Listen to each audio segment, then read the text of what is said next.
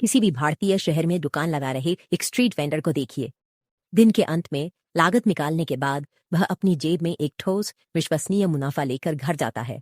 अब उस सरल गणित की तुलना भारत के सबसे प्रसिद्ध कॉर्पोरेट दिग्गजों से करें, जो 126 यूनिकॉर्न स्टार्टअप्स हैं, जिनमें से प्रत्येक का मूल्य $1 अरब से अधिक है। यह चार्ट उन 126 यूनिकॉर्न की वित्तीय वास्तविकता को दर्शाता है। उस पूरे समूह में से लगभग 95 कंपनियां भारी वित्तीय नुकसान पर चल रही हैं। इसके बाद मुश्किल से 30 कंपनियां ही मुनाफे में हैं, और उनमें से भी बहुत कम ही लगातार ऐसा कर पा रही हैं।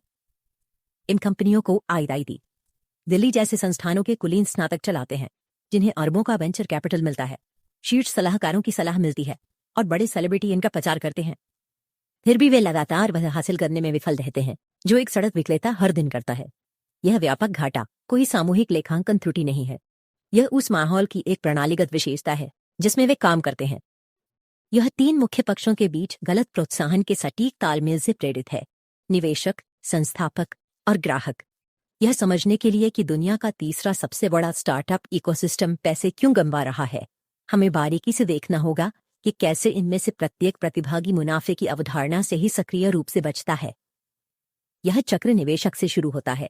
जब वेंचर कैपिटलिस्ट किसी शुरुआती स्टार्टअप को देखते हैं तो मापने के लिए कोई वास्तविक लाभ नहीं होता, इसलिए वे पूरी तरह से बिक्री के आधार पर कंपनी का मूल्य तय करते हैं। यदि आपकी बिक्री 1 करोड़ है तो वे आपका मूल्य 5 करोड़ आंकते हैं, चाहे आपका मुनाफा कुछ भी हो। यह एक आरेख है जो सामान्य वेंचर कैपिटल गणित को दर्शाता है। एक निवेशक 100 अलग अलग स्टार्टअप्स में पैसा लगाता है। उन्हें पूरी उम्मीद होती है कि 90 स्टार्टअप्स विफल हो जाएंगे और उनकी पूंजी डूब जाएगी।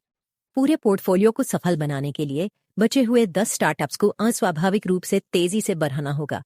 जैसे जैसे ये स्टार्टअप्स बढ़ाते हैं, उनके मूल्यांकन का पैमाना 10, 50 या 100 गुना बढ़ाना चाहिए।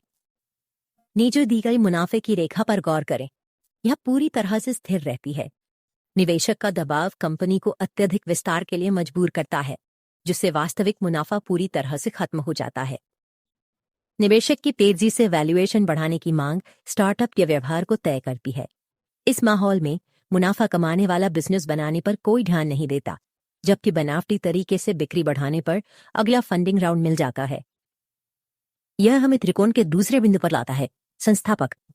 अधिकांश संस्थापक एक विशिष्ट समस्या को हल करने के स्पष्ट दृष्टिकोण के साथ शुरुआत करते हैं, लेकिन उस दृष्टिकोण को जीवित रखने के लिए उन्हें नकदी की आवश्यकता होती है, और अस्तित्व का मतलब जल्दी ही अगला निवेशक चेक सुरक्षित करना हो जाता है। चूंकि निवेशक केवल तेज विकास के लिए ही अगला चेक जारी करते हैं, इसलिए संस्थापक को अपनी रणनीति बदलनी पड़ती है। जो बजट मुख्य उत्पाद के अनुसंधान और विकास में जाना चाहिए था, उसे निवेशकों द्वारा मांगे गए बिक्री के आंकड़ों को बढ़ाने के लिए इस्तेमाल किया जाने लगता है। स्टार्टअप की नकदी का पूरा इस्तेमाल आक्रामक मार्केटिंग अभियानों, सेलिब्रिटी एंडोर्समेंट और ग्राहकों को भारी सब्सिडी देने में कर दिया जाता है। वे असल में ग्रोथ कर्व को ऊपर ले जाने के लिए घाटा उठाकर यूजर्स को खरीद रहे हैं। आप ऑपरेशंस में ऐसा अक्सर देखते हैं। जोमैटो जैसी कंपनी शुरुआत रेस्टोरेंट मेन्यू को ऑनलाइन लिस्ट करने से करती है, फिर वे टेबल बुकिंग, फिर फूड डिलीवरी, फिर क्विक कॉमर्स और अंत में इवेंट बुकिंग जोड़ते हैं। वे केवल निरंतर पैमाने को साबित करने के लिए अपने भौतिक विस्तार को असंबद्ध सेवाओं में लगातार बढ़ा रहे हैं। संस्थापक एक चक्रव्यूह में फंस गए हैं। अपनी वैल्यूएशन को बनाए रखने के लिए उन्हें लगातार अलाभकारी विकास को खरीदना पड़ जाता है, जिससे जो एक अभिनव उत्पाद होना चाहिए था, वह पैसे फूंकने वाली मार्केटिंग मशीन बनकर रह गया है। पूरा मॉडल तीसरे खिलाड़ी यानी ग्राहक के बारे में एक विशिष्ट धारणा पर निर्भर करता है। मानक रणनीति यह है कि उपयोगकर्ताओं की आदतें बनाने के लिए पहले साल में भारी छूट दी जाए। सिद्धांत यह है कि एक बार आदत बन जाने के बाद आप दूसरे साल में छूट बंद कर देते हैं, उपयोगकर्ताओं को बनाए रखते हैं और अंततः मुनाफा कमाते हैं। लेकिन भारतीय उपभोक्ता का व्यवहार अलग होता है। वे ब्रांड या सुविधा देने वाले प्लेटफॉर्म के बजाय सीधे डिस्काउंट के प्रति बेहद वफादार होते हैं। उपयोगकर्ता पूरी कीमत चुकाने से बचने के लिए किसी भी हद तक जा सकते हैं। वे फ्री ट्रायल के लिए कई फर्जी ईमेल अकाउंट बनाते हैं, सबसे अच्छा प्रोमो कोड पाने के लिए लगातार प्रतिस्पर्धी ऐप्स के बीच स्विच करते रहते हैं, या फिर बस सर्विस प्रोवाइडर से जुड़ने के लिए प्लेटफॉर्म का इस्तेमाल करते हैं और बाद में उन्हें ऑफलाइन नकद भुगतान कर देते हैं। यह निरंतर शोषण का मतलब है कि स्टार्टअप कभी भी डिस्काउंट देना बंद नहीं कर सकता। जिस पल कीमतें सामान्य होती हैं, यूजर बेस गायब हो जाता है, जिससे कंपनी हमेशा के लिए घाटे की स्थिति में फंस जाती है।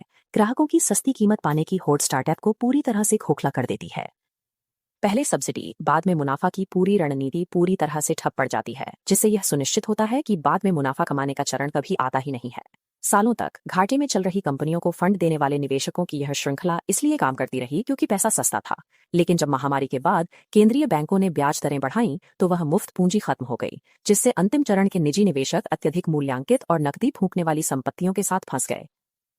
एक विनियामक सहारा मिला। सेबी ने नियमों में बदलाव किया, जिससे इन भारी घाटे वाली कंपनियों को सार्वजनिक होने और अपने शेयरों को शेयर बाजार में सूचीबद्ध करने की अनुमति मिल गई। वेंचर कैपिटल फंड्स ने अपने भारी भरकम मार्केटिंग बजट का रुख इनिशियल पब्लिक ऑफरिंग को बढ़ावा देने की ओर मोड़ दिया। उन्होंने अपनी सारी जमा पूंजी उन ओवरवैल्यूड और अलाभकारी शेयर बाजार में खपा दी।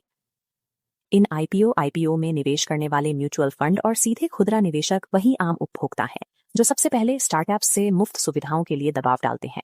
मूलभूत सिद्धांतों के बजाय पैमाने को प्राथमिकता देने के इस दौर ने आम नागरिक को सबसे बड़ा नुकसान उठाने वाला बना दिया है। बिना वास्तविक मुनाफे वाला व्यवसाय केवल एक टला हुआ वित्तीय दंड है और अंत में जनता को ही इसका खामियाजा भुगतना पड़ता है।